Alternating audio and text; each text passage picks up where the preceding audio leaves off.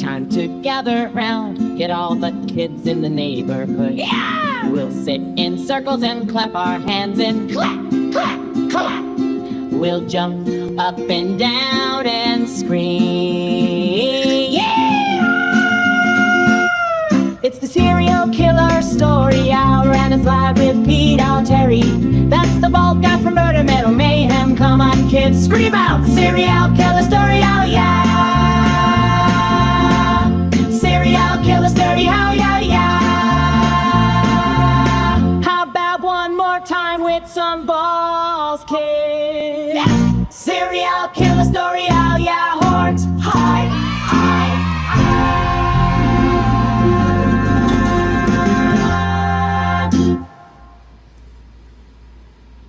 What is up, everybody? Welcome to the live. Good to see you here.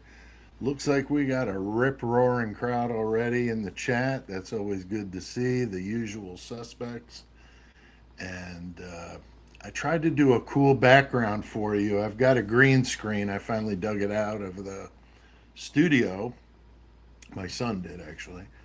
And had it set up and everything, and it works. I got a cool London, 1950s London background, and it's saying that my laptop doesn't have enough oomph to be able to do it in a live. So unfortunately, I can't. But I'm going to try it in recorded videos and see what it looks like. But it's pretty cool. I mean, it's something different. So until I get out to the studio on a regular basis, at least. So once I can get out there and be comfortable going back out there again, then you'll see me out there soon, I hope. I hope sooner than later. All right. Well, we got a good group in here already. I got, let's see here. Got Voice of Astrology. Karis is here right out of the box talking about Nick Reiner.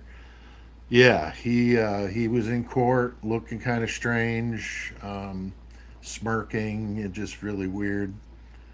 Donna, of course, Donna's here. Sounds like you got undug there in Jersey, Donna. Hopefully you guys didn't get it too bad. Jethro Troll, excellent. Alicia, Misleading Evidence, awesome. Teresa Morris. Let's see, is that everybody? Seems like I'm missing somebody, but and like I've been saying, that the scrolling on this with the chat, it's harder to control it. It wants to jump down to the bottom to the most newest one. Maybe I can probably change it in the settings, but so yeah, I'm fully in the know now in Riverside. Really loving it. If there's any creators out there, I've got a code. If you're interested, get a hold of me, because I have a code. If you want to use it, you can use the code. You get $30 off, and then I can't remember what I get, a little bit of something out of it, but you get the lion's share of it, which is good. But really, really good. So Donna says, let's throw that up there, Donna. Because Donna's the captain of the Mayhem squad and the moderator-in-chief. The blizzard was a bust, only 6 inches. So that's good, because I saw New York City got like hammered a couple feet.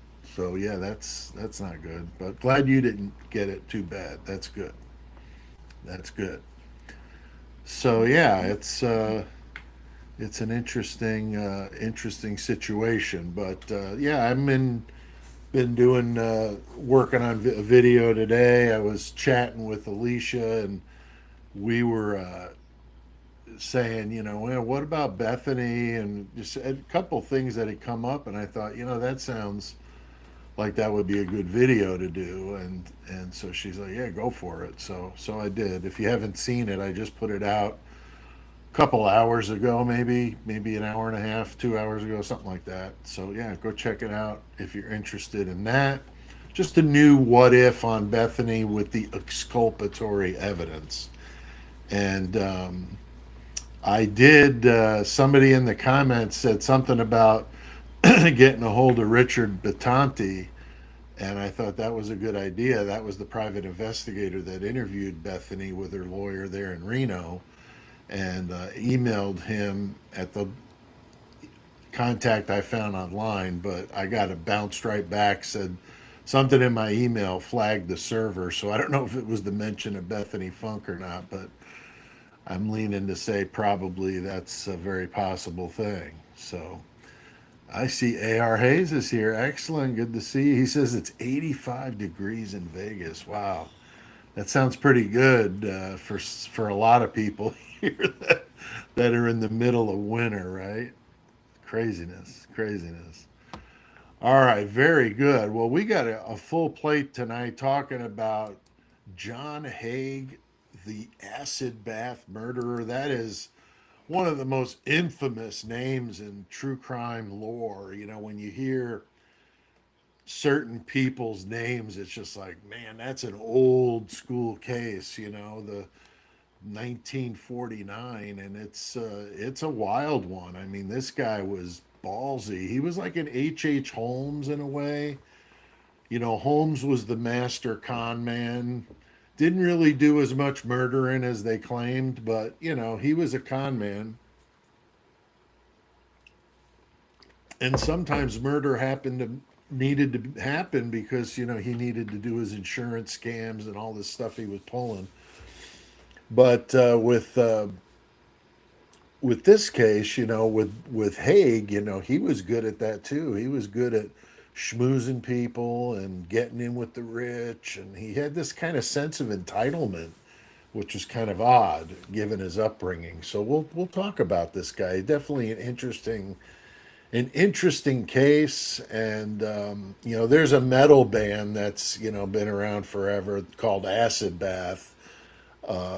They don't write love songs, let's just put it that way, but they're brutal, and of course, named after him. But if that's something you're interested in, heavier music, go check out Acid Bath. They're pretty wicked. I think they're from like New Orleans or something like that, if I'm not mistaken. But yeah, and an Acid Bath actually used a John Wayne Gacy painting for the cover of their album, and he was cool with it. Like they got a hold of him, and he said it was all right. And I think he gave him or let him use the painting somehow. I don't remember the full story, but I know there's a Gacy painting on the cover of one of their albums. Might be the first one. I'm not sure. It's been a while. We talked about them in the podcast one time. They were the feature band that week. We always had a band feature each week too when we did the podcast. But we got Solita here. Very cool. Or Solotita. Okay, Solotita. I see. I see. Yeah, they got this pretty chat pretty small on here. Even with my better vision, it's still not the greatest thing, but I can read it. But all right, let's see my list here. And you guys saw the Frozen Shock Face shirts I came out with. Half Frozen Shock Face, half I'd Rather Be in Reno. I've already sold some of them, so if you're interested, there'll be links in the. I think they're already in the description. You can get those on the main merch page, and if you want to get a Dethany or a Dinocchio shirt, you could go to the second link. You'll see it. It mentions the two, and then this way, if you want to get one of those, you can get those through the second vendor. So that's what's the latest and greatest in the merch store. But what's cool with TeePublic is you can put that design on whatever you want, you know, whatever. So there's shirts, there's hats, there's mugs, there's, you know, pillows. I mean, it's almost absurd how many things you could put. Phone case, you know, all kinds of stuff. So I was trying to get it on a knife sheath, but they said that they couldn't print on a leather knife sheath. So they said to check with Detective Brett Payne, I think is his name. He's supposed to be the master of putting stuff on knife sheaths. So I'm going to consult with Brett Payne on that one. But there you go. All right. So thanks, Donna, for being the moderator here tonight. And I haven't seen Catherine S. yet, but Catherine is another moderator. Thankfully, we don't really have much trouble here. In the beginning, I didn't know what the heck I was getting into, so I was really concerned about, making sure I had, people set aside to deal with the trolls. But thankfully, that's not the problem. So, all right, let's see. So, if you haven't already, like this video, subscribe if you're not a subscriber. Getting close to 17,000 now, so bring that number up and comment if you're watching it on the replay. If you're watching it live, get in the chat. And if you can hype the video, you can hype it. It's kind of a new feature if you're not familiar here on YouTube. I know a lot of you do it. I do it too. But yeah, you got 3 hypes a week, and it just puts the video out there more. So it's very helpful to me if you hype my videos or AR's videos or any of our videos. So thanks for those that do that. Okay, so we're talking about John Haigh. Okay, this guy was suave. This guy was cool. He was dressed, always very impeccably dressed. I thought I had let me pull this up here real fast, because I always like to show you a picture. And you may have seen it on the,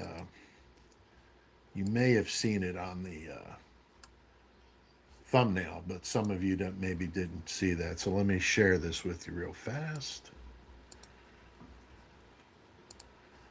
It's from the Wikipedia page, but yeah, that's what this dude looks like. Just kind of like a businessman, I guess, for lack of a better word. The mustache thing, a little creepy, of course, given what that looks like. I'm not going to say that name here on YouTube, or I'll probably get forever banned. But yeah, kind of weird. I'm guessing it was a style, but I mean, this guy was in London in '49. I mean, surely he would have gotten some strange looks with that. But anyway, that's what he looks like, or looked like, I should say.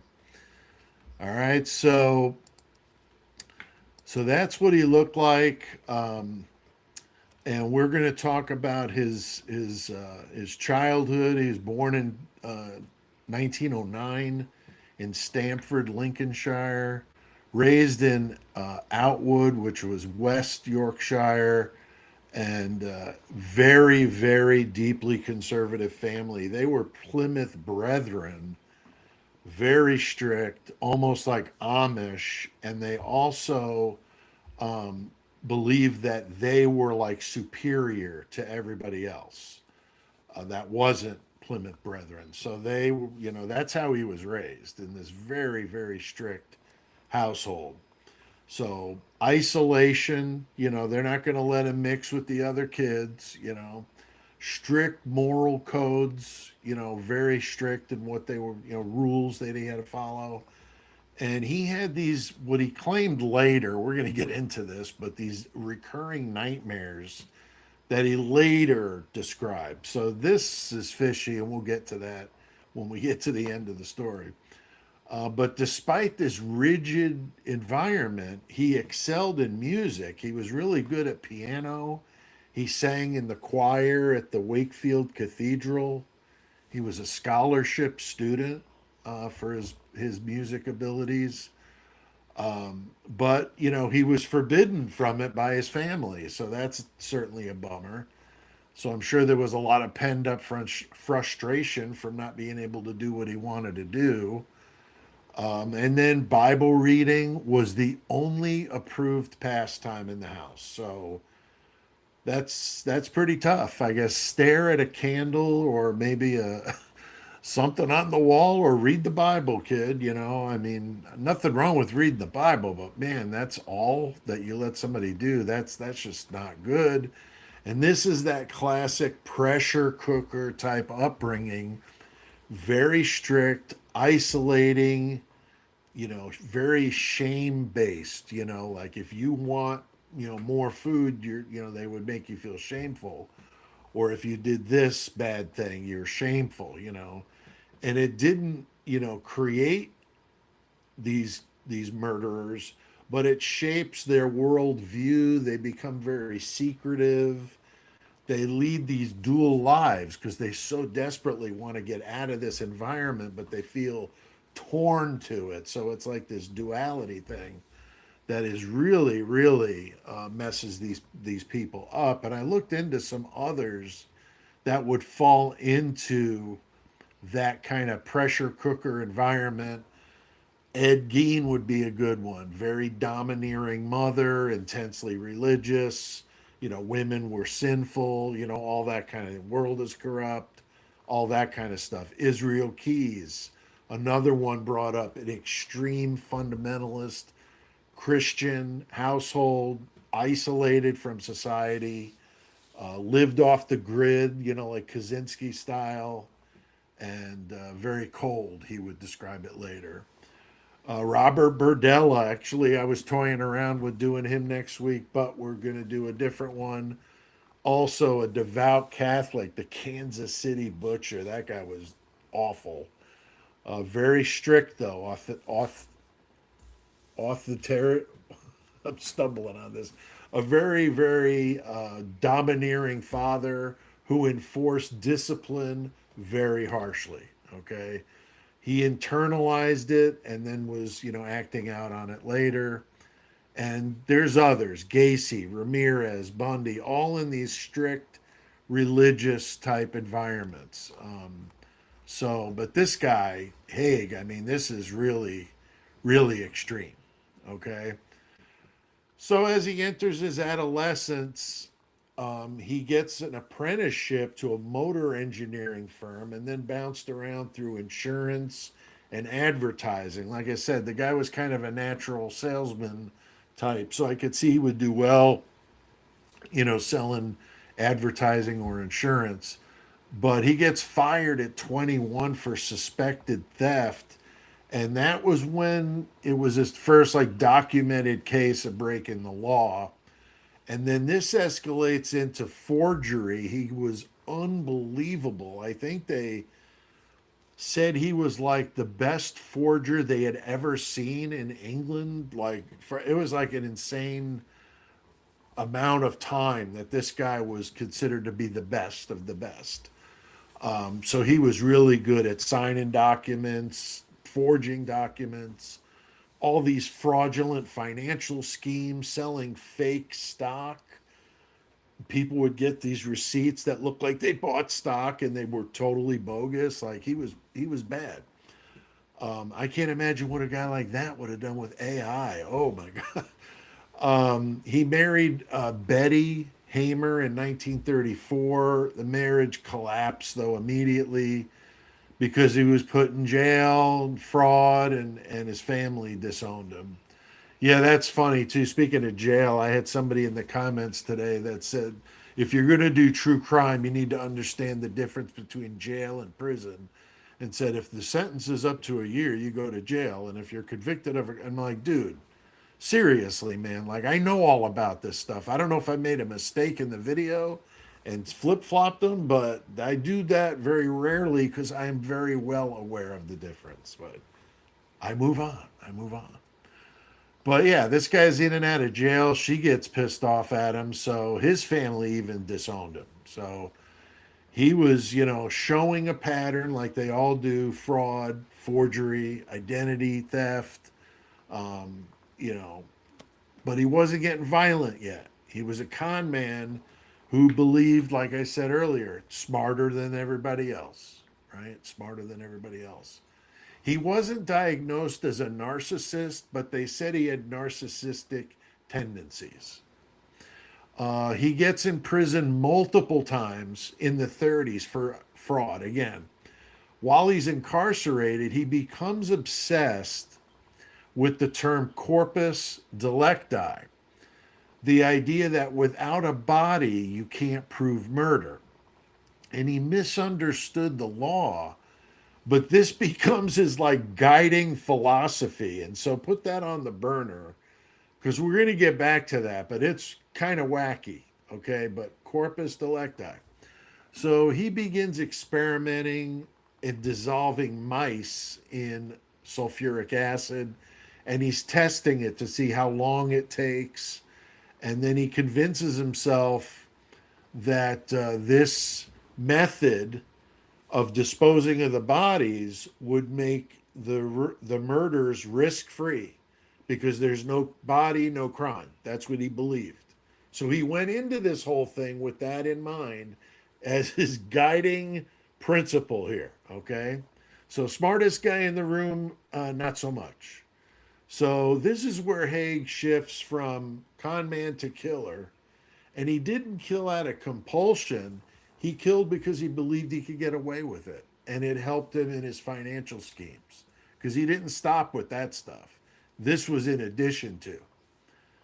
So the first murder victim, the McSwan family. So he would descend on a family. So check this guy out. The first victim, William McSwan, a former employer and friend to Haigh.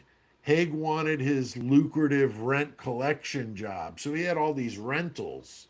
This guy had a lot of money, had a lot of rentals. That's how he made his money. And so Haigh thought that was impressive, but he wanted it, and it was his. He had the rights to it. He had this very warped way of thinking. So 1944, he lures McSwan. This is his thing, luring him into the basement. And the whole time they're going down the stairs, you're thinking, no, dude, don't go down there. As soon as they get down there, he shoots him in the back of the head and then dissolves the body in a 40-gallon drum, looked like a 50-gallon drum to me, of sulfuric acid. Okay? Putting the body in there and dissolving it. Took like a couple days and dissolved it. And he told McSwan's parents that the son was hiding to avoid military service. So they're, worried, but he's leading them on to thinking the son's, in the military. That's why he's not there. And then later lures those two down to the basement, dissolved them in the acid, and poured them down the drain in his basement. And he thought, I can't be, convicted because no body, no crime. And forged the documents to steal all their properties. Yeah. But the problem is this guy's like running through this money like he's, going out of style. So he's spending so much, buying all these cars, these really fancy cars. So he's giving off the appearance he's wealthy, and he was for a short amount of time. So then he runs into the Hendersons, not the people on the TV show, but the Hendersons from 1947 in London. He targets Archibald and Rose Henderson, very wealthy, after responding to an ad for land that they were going to sell. So he's leading them on to think he wants to buy this property, to kind of get a feel for them and get in with it. Very good at talking. Won them over, and then murders them. Same deal. The way he was getting them down in the basement is he was talking to them about this idea that he had and these experiments he was doing, and he was going to make a lot of money, and he was looking to get people interested in getting in on the deal. And so he was good at talking, so he convinced them and said, why don't you come and I'll show you? And so they go down the basement. He's like, it's a humble workshop because it's just me.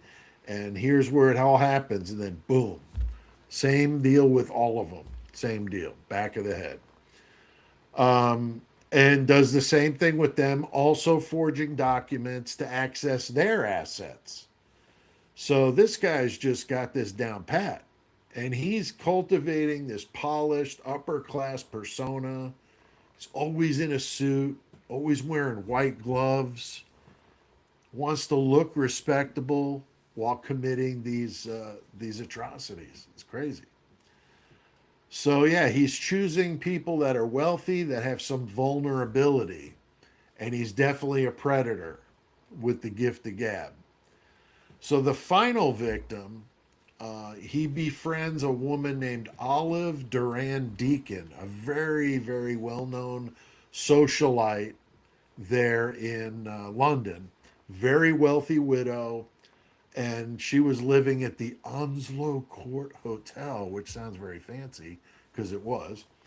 Claimed he could help her develop artificial fingernails, which I thought was interesting. That was like, I wondered, I didn't have time to look it up, but if who developed artificial fingernails, and did they beat Olive Duran Deacon out of an idea, because that was her, she wanted him to make these nails for her, but he tells her he's got these prototypes, wants her to come look at them, and same thing, she goes down the basement, boom, and then puts her in the acid. And but this time though, he gets sloppy because he had moved. Apparently, yeah, he had moved, and the new place didn't have a drain in the basement, so he was just dumping them out in the backyard, or as the British say, the garden. And he had all this crap out there. It looked like Sanford and Son out in the backyard, just dumping these buckets with this like sludgy material, you know. But again, in his mind, no body, no crime, right? Throws her out in the backyard. There were a couple of them in that backyard, and a couple or three of them in the drain. So there were, because he moved at some point, but he's getting sloppy, as you'll find out very soon. So the crime scene that ended it all. I mean, the police searched his workshop because he heard about him taking, or there was witnesses that saw him take the lady down to the basement for the prototypes. They find the drums, they find the concentrated acid, and then they bring him in, and he is in the, I watched this one documentary that does it really well. I think they worked with some kind of transcript, but he they're asking Haigh about what he knows about this, missing woman, and so on and on. But at the meantime, they're already at his house looking through the backyard, and they find the woman's dentures, the last victim, Olive, find her dentures, and one of her, she had gallstones, and they found a gallstone that didn't get dissolved by the acid, and so they, and her purse, which is crazy, a plastic like purse that didn't get dissolved. So those three things led them to be able to say that was her. So, but in the meantime, he's being interrogated, and he's, being all cocky and everything. And then he winds up telling them, I'll tell you all about it. Because again, in his mind, no body, no crime. So he tells them the whole story, all six. He actually ends up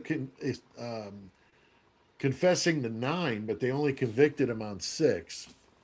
I'm not sure about the other 3 when they were in the whole thing, but he confesses to 9. They get him on 6, and they're like, well, we're going to arrest you for murder. And he says, what do you mean? No body, no crime. And they're like, what are you talking about?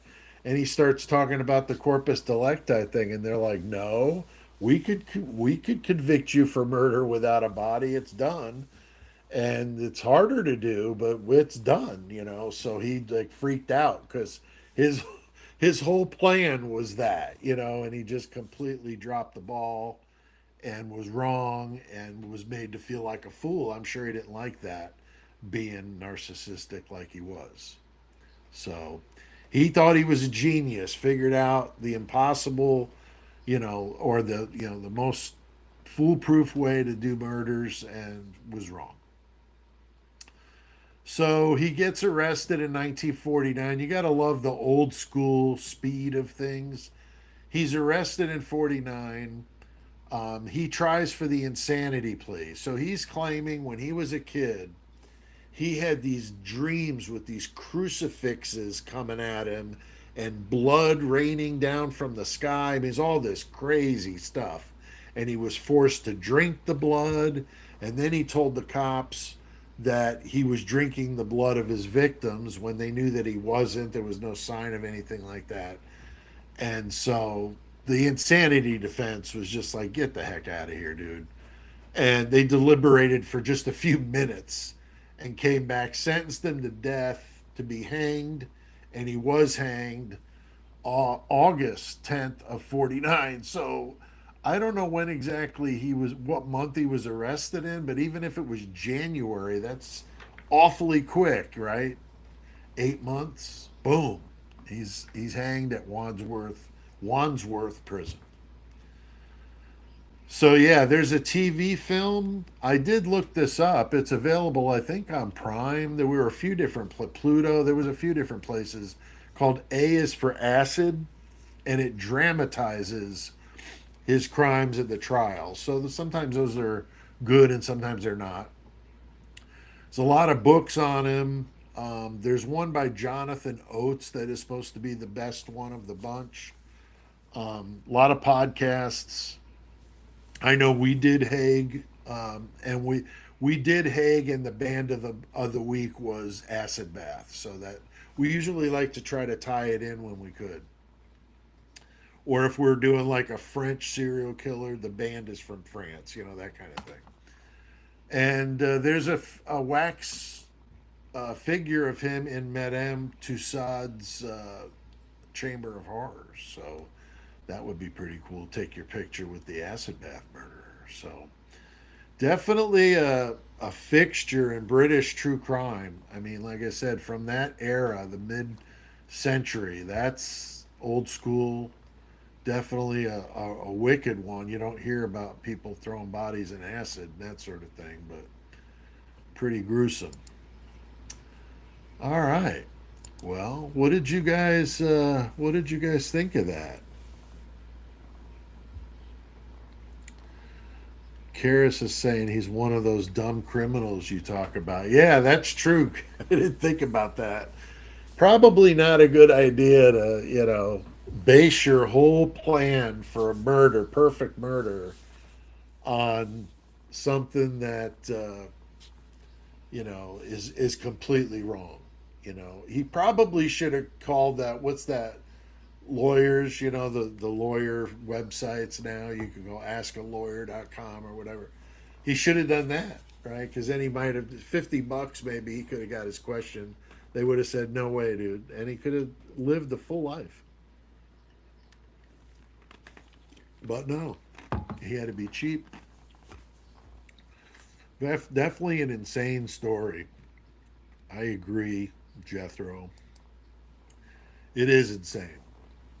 I mean, seriously, with this guy. But those con men. I mean, like I was mentioning H. Holmes, which I'm sure one time I'll do. H. Holmes, but with the con men, especially in that era, there was so much you could get away with before computers. Think about it, right? I mean, how long would it take? There were guys like I remember reading the book, the book that Goodfellas was based on. The Wise Guy, I think it was really really good, and talks about how they played like credit card scams in the mafia, where because it was all done on paper, it was like you're borrowing, you're taking money and you're doing all these games, and like the banks couldn't catch up with it fast enough. They were like chasing the way they did it, they were like chasing their tails, and it was all from the mail being slow, paperwork being slow, and they were just good at whatever. I can't remember how the scheme worked, but pretty ingenious for them. But yeah, yeah, good question. His motive was money. Yeah, you would think. I mean, the guy was such a good salesman. He probably could have made a really good living just being a salesman. You know what I mean? But he was making crazy amounts of money. I mean, he was in befriending these guys or these people, and then would kill them and then forge all their documents. So he was had houses, apartment buildings, like he had all these rentals. I mean, he was driving like Lamborghinis, like really nice cars, and he had a lot of stuff. And that was the problem, is he was spending it like crazy. And I think he was even drinking heavily, so that's not going to help any decision making for sure. But he was definitely a fascinating a fascinating guy, just a different way of doing things. That's what makes, I think, a lot of these people interesting to me, is the difference, in one serial killer versus another, and how some of them get away with it for such a long time. Like, look at the Green River Killer. I mean, that guy was of very moderate intelligence. I mean, not a super smart guy, but he had a lot of people convinced, that he was just this guy that worked at this factory, just a Joe average guy, and he's out there killing prostitutes like constantly and dumping them off the Green River. That's how he got his name. And I mean, hell, they even brought in Ted Bundy to try to catch him. Brought him up from Florida, from death row. They brought him up here, the FBI, to try to see if he could help figure out what he was doing, because he was doing the same thing Bundy was, is he would kill him and dump him and then going back to the body like repeatedly for things. Let's just leave it there. And Bundy understood that. So Bundy was talking to him about how you got to wait where his victims were. And that's where, if you're going to catch him, that's probably how you're going to do it. So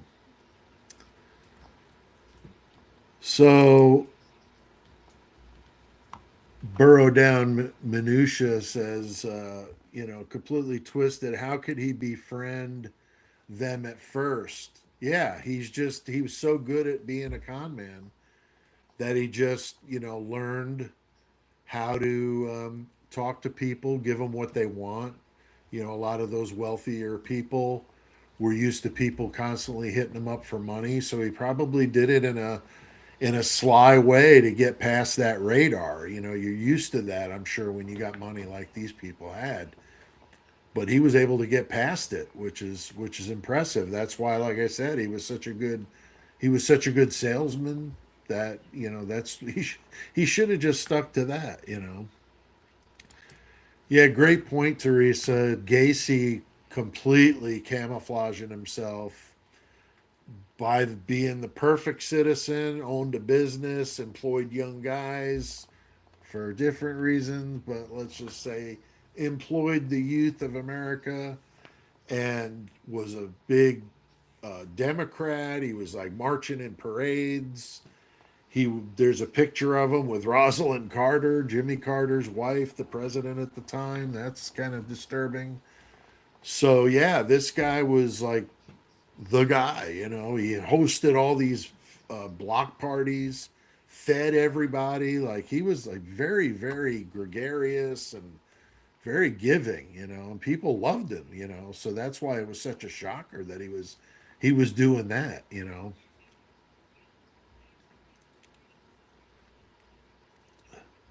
Trying to pull this comment up, Karis. That's a good question there. You might enjoy doing a live show on who you think the most intelligent criminal was and why. Yeah, that's an interesting topic. I think we might be able to do that on a Saturday live. Maybe that might be fun one time. That's a great idea. There's a lot of good ones. I mean, Israel Keys would be one for sure. He was really smart. There was a lot of them that were unbelievably intelligent. Gary Heidnik. I mean, that guy was like he was Buffalo Bill. So the character Buffalo Bill was based on Heidnik. I think we did him as a serial killer story hour one time from Philadelphia. But he had women chained up in his basement and all sorts of stuff, and was feeding them dog food, and then feeding one of the bodies to the rest of them. Yeah, I mean, really twisted stuff. But Heidnik was brilliant. He was a great financial guy. He was investing money with this church he had, and he was like a millionaire. He was unbelievably wealthy. Another dumbass, why are you doing this crazy stuff? You could have been just making money doing financial stuff. You'd have been living a full life. But they're not made right. There's something wrong with them. Just totally twisted people. That's what is scary about them. You don't the Gacy's, the Bundys. He's another one that blended in. The law student, the good-looking guy. And he was doing some heinous stuff. I mean, really bad. Necrophilia. I mean, really awful things. But you don't hear people, talk about that kind of stuff. We usually with him.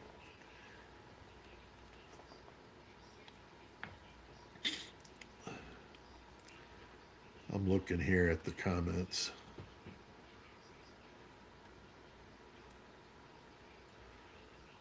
Okay, I'm pulling up Alicia's comment that I saw somebody reference. I wonder if there's a common malfunction in the olfactory nerve that makes the nose able to smell. It seems they aren't phased by odor. That's interesting. Yeah, I don't know if that's ever been looked at.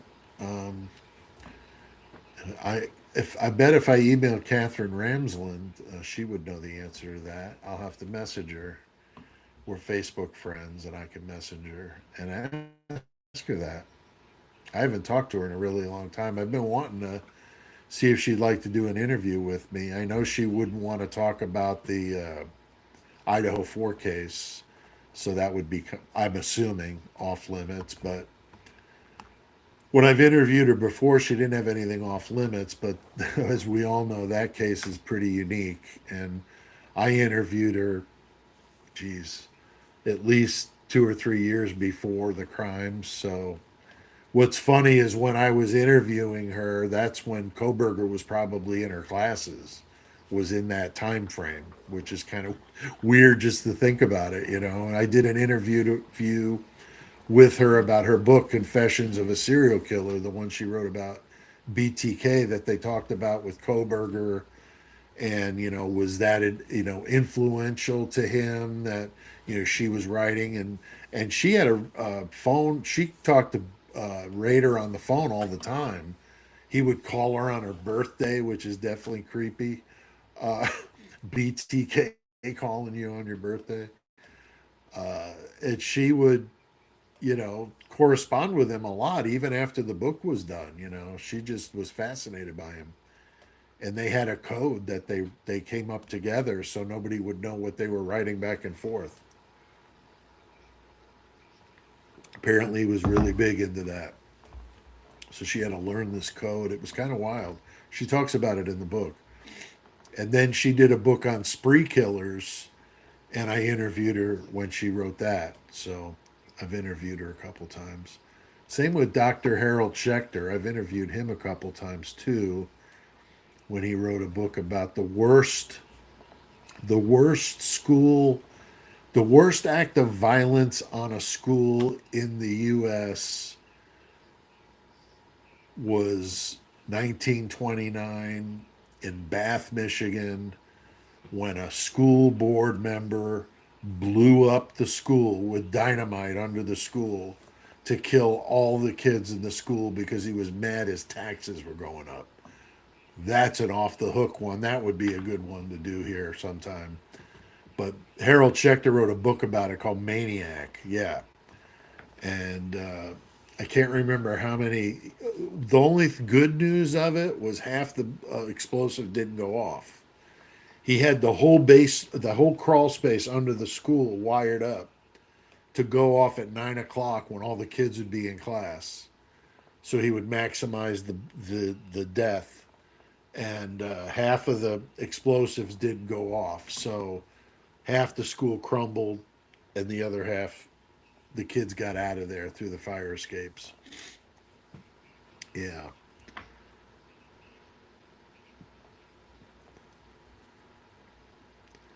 Yeah, I'm not sure. I don't know anything about smelling dead bodies. That's for sure. I hope I don't ever know such a thing. Not sure about what they smell like. I mean, I've heard it's very distinctive. I mean, I know what animals smell like when they're decomposing. I'm sure it's probably somewhat similar to that, but I don't know. I don't know. All right. Well, we got about 15 minutes for the hour here. So if you guys want to talk about, want to talk about anything else, be happy to happy to chat with you about it. I think Buffalo Bill is buried in Mount Hope Cemetery here in Rochester. I saw it once, if memory serves me, way up in the outskirts when I went to college. You talking about Heidnik? Because Heidnik was the Buffalo Bill character, unless there's more than one, which is possible, I guess. But Heidnik was the one with the chained up people in the basement and all that. Of course, Harold or Thomas Harris, who wrote the book, was fantastic. I mean, that those are like my favorite, but among my favorite books is that whole series he did on Hannibal Lecter. I mean, that's untouchable stuff. Amazing. So he did a really good job with it. So he elaborated on Heidnik and made him what he is in what you know or we know of as Buffalo Bill.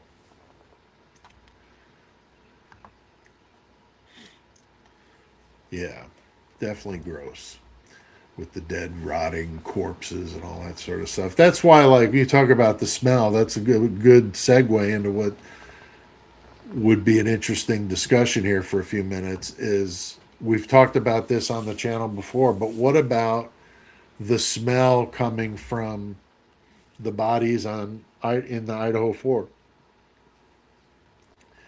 You're talking somewhere between 8 and 10 hours. We hear 4 o'clock from them. We know that's probably bogus. I think 2 o'clock ish is when it all started. It probably wrapped up around 3:30. And so anyway, even at 8 hours, I mean, they're going to start to smell, and not to mention, the release of the bodily fluids.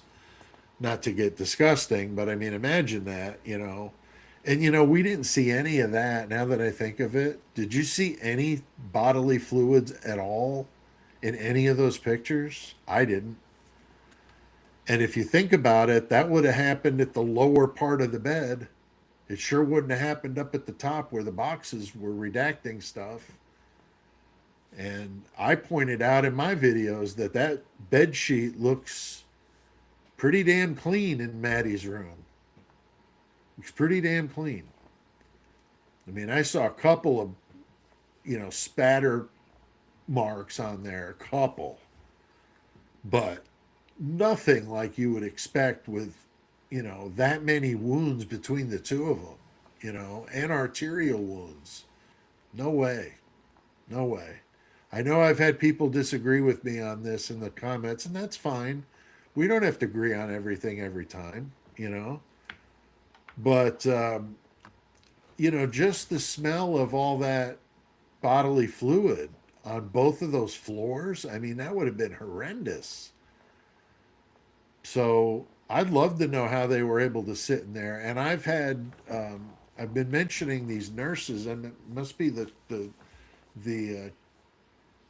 YouTube channel of choice by the nurses of the world, because I get a lot of nurses in my comments that say that, yeah, that smell it would have been like staggering in there.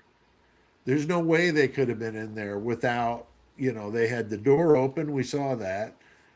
I've heard back and forth on the slider was open or it was shut. Maybe they had windows open. And like I've said before, I've used the example of true crime.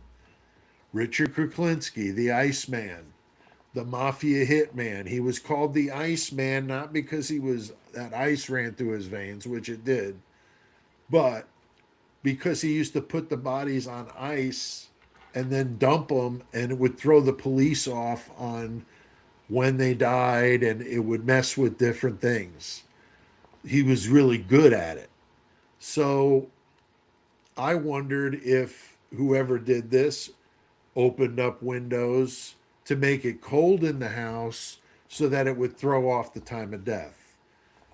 And then we saw the heating and air conditioning truck in the driveway the next day, parked up to that front door. And so I wondered, maybe somebody took something off the furnace so they wouldn't turn it on to keep it cold in there. And then again, keeping that temperature down to throw them off. Or in the reverse, you shut everything down and crank the heat up. But as bad as it would have smelled in there, that would have amplified it tenfold. So I couldn't imagine anybody doing that. If anything, it was in the reverse. Or the doors and windows were open because the smell was so bad they were gagging in there. So who knows? We don't even know how long these people were even there. I mean, it could have been that they rolled in there at 9 o'clock and put a little finishing touches on their cleanup job, and then they were ready to start the play.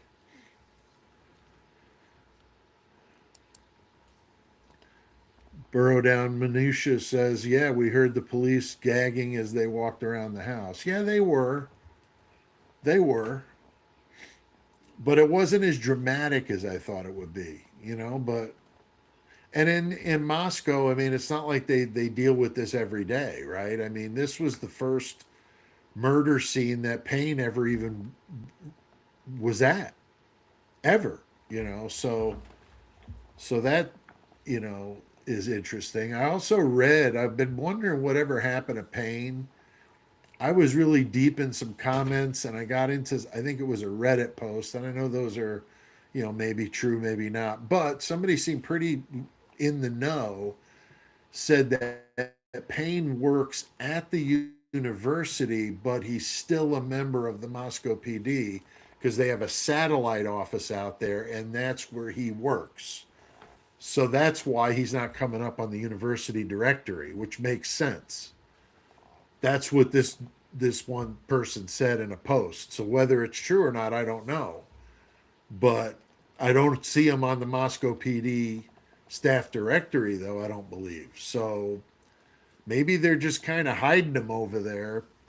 Who knows if he's even in the damn office? He could be, phoning it in from home and on a beach somewhere, for all we know. They had to have given that guy something for being the whipping boy for this thing, right?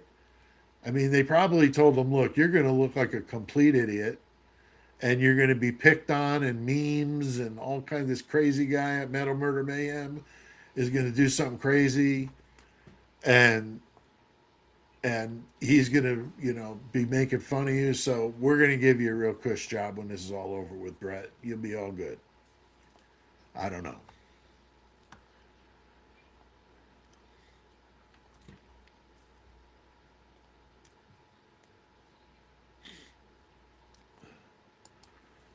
You would think Moscow, Idaho, that much of a bloody death alone of multiple kids would be shocking to the law enforcement. Yeah, I was surprised they weren't more appalled at the whole situation. Because again, they're showing up thinking that somebody's passed out. So they go walking into that, and then I don't know why they just didn't have Hunter turn around and put handcuffs on him. Seriously. I mean, I don't understand why they didn't put that dude in handcuffs right then. Maybe not arrest him, but dude, you are detained. And put his ass in the back of one of those cars so he can't talk to anybody.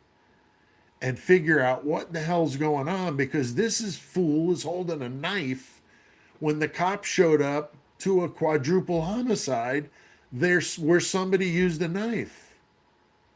So seriously, I mean, why would you not cuff that guy? I don't care how friendly he is and he's in there in shorts like he's at Club Med. I wouldn't care. But one of the cops called him homeboy. So they were buddies. So he knew all these guys, They were all playing a part. That's what it looked like to me. They're all acting like they don't know each other, but somebody's calling him homeboy. So it's ridiculous.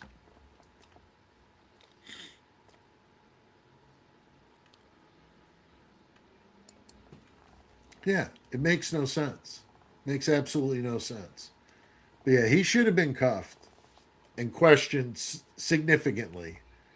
Not a patty cake session, as I like to call it, a serious interrogation, wanting to know what the hell he was doing there with the knife and why his prints are on this knife and all of that, and taking him a lot more seriously about the whole situation. But That's why it's got to be some kind of inside. He had some sort of preferential treatment. I've always wondered why he was always at that damn house, like he was like the lord of the manor, when he had a girlfriend across the street or across the way there with her own apartment. Why the hell isn't he with her? Or at least she's not there with him. Like, what's going on? What the hell's he doing there all the time? I mean, is he getting with these chicks, or is he just there like counting money? Is he there keeping an eye on product flowing through, keeping everything copacetic? Maybe, I don't know. I mean, that's what I've suspected. That he was like put there for a reason, to keep everybody in line, be there in case something went down. You saw when the cop showed up to the back door and Kaylee comes out, he's right out there with them, just sitting in that sofa like, he like owns the place.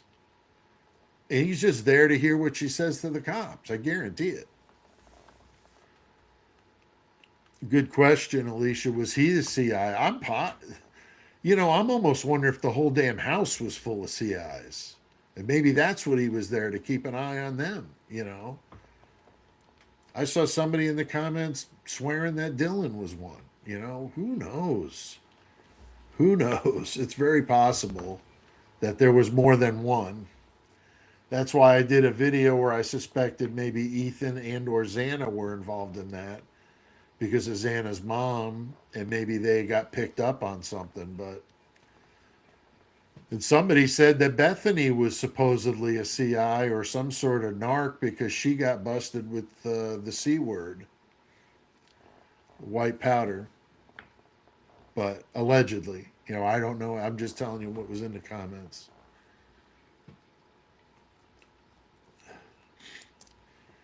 Yeah, Renaud's asking about the tunnels. I was scoffing at the tunnels, but I watched a video on True Crime Design, one of my favorites. She did a video about the tunnels, and she shows a map. It was for the university, but it looked like it came right up to the King Roadhouse. So there could be a possibility that they could have, maybe not intentionally, but somebody punched an access through to get into the tunnels from King Road. That's certainly possible. I had suspected that bedroom where Ashland Couch was renting and not there, that bedroom on the basement level, I suspected that had a closet in the back, and I had assumed that was maybe leading to the mechanical room.